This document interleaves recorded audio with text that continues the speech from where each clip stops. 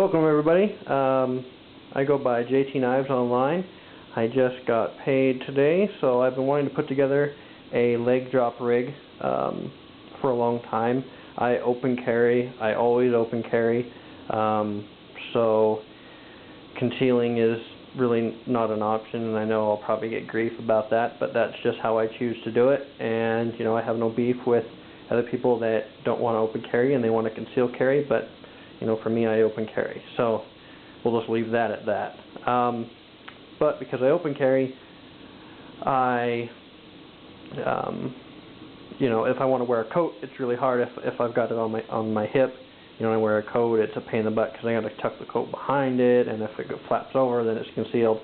And so it's one of those things that, because I don't have my concealed weapons permit, I open carry. And even if I did have my concealed weapons permit, I would still open carry.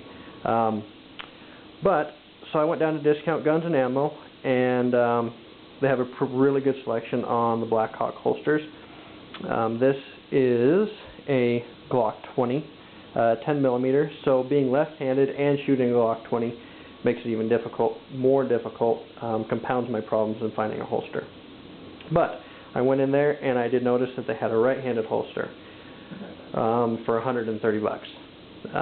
But they also had just the leg drop unit separately, no holster on it, just the leg drop platform, the thigh holster platform, as well as separately this level 3 retention holster separate as well. Now this level 3 retention holster came with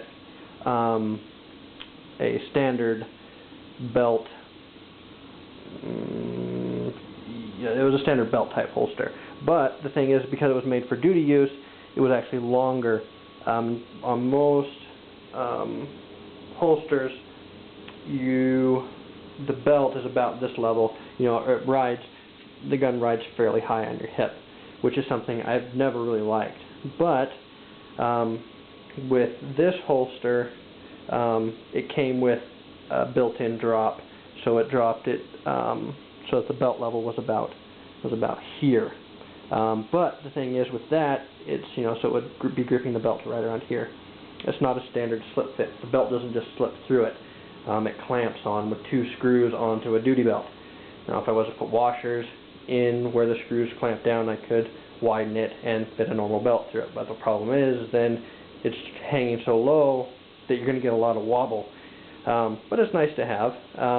So I ended up getting the leg drop and this level 3 retention holster, and because Discount Guns and Ammo is such an awesome place, they charged me for the 2 items separately.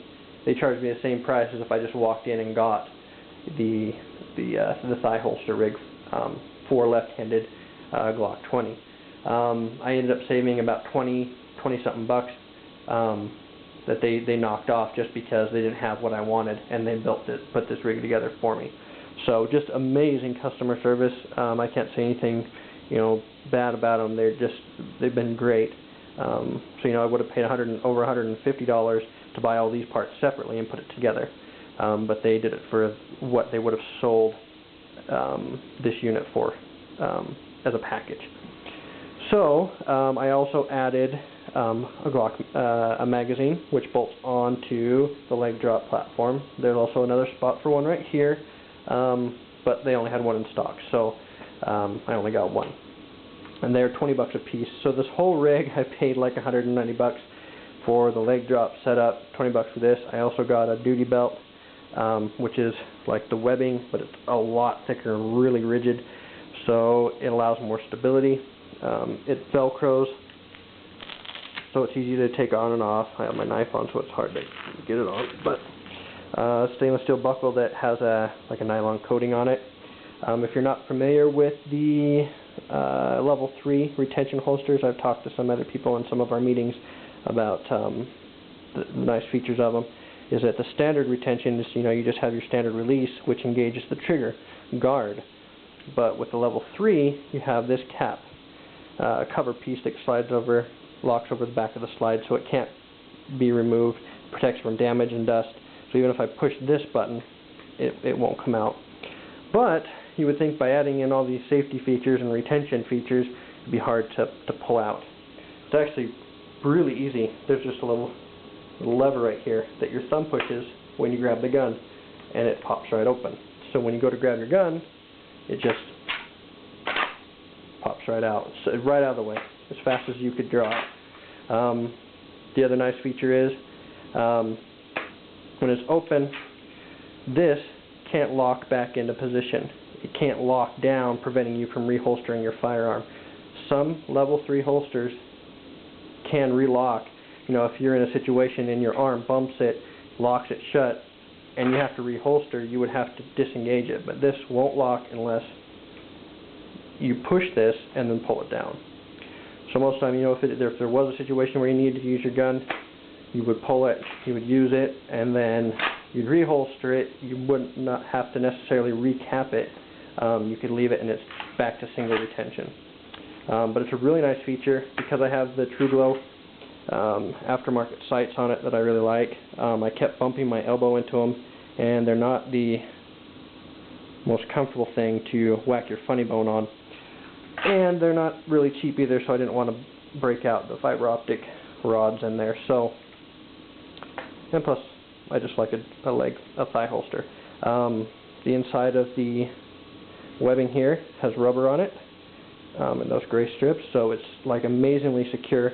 You can notice that when I walk around, I don't get much wobble at all, not any more than I would on a hip holster. Another thing I was concerned about was removing it, because I was at work and boss's wife's like, "Man, it looks really complicated," and you know it does. It got straps everywhere, but the nice thing is it comes off even faster than my normal holster.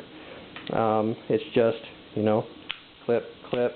There's a button here. You push that button, and then the last button right there, and it's off. So I mean, it's like a couple seconds and it's off, and it goes on just as fast.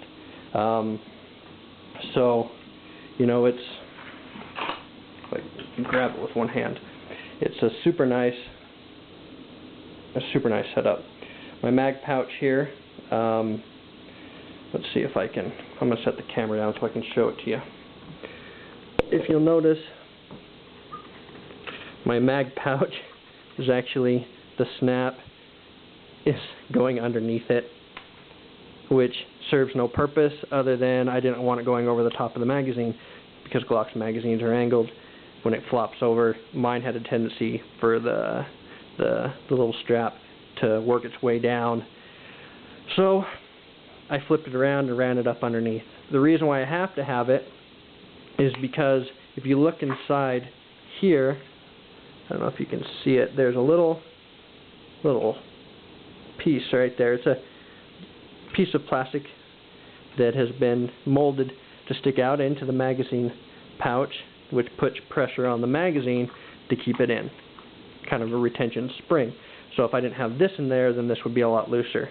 So I just flipped it around. I don't know, I could clip my sunglasses in there or whatever. It gives it a more finished look too than just having an open snap sitting there. But overall, I spent like $190 for this and for the magazine pouch and the duty belt, and I don't regret it at all. I really, really like it. If you have a chance to try one out, or if you've been considering getting one, I can't say, so far I can't say anything bad about it.